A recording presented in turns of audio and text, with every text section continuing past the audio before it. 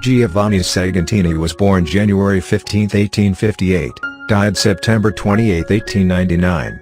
He was an Italian painter known for his large pastoral landscapes of the Alps. He was one of the most famous artists in Europe in the late 19th century, and his paintings were collected by major museums. In later life, he combined a divisionist painting style with symbolist images of nature. He was active in Switzerland during the last period of his life. More than anything else, Sagantini's work represents the quintessential transition from traditional 19th century art to the changing styles and interests of the 20th century. Nature and the connections of people to nature are the core themes of his art. After he moved to the mountains, he wrote, "I am now working passionately in order to wrest the secret of nature's spirit from her. Nature utters the eternal word to the artist, love, and the earth sings life in spring, and the soul of things reawakens."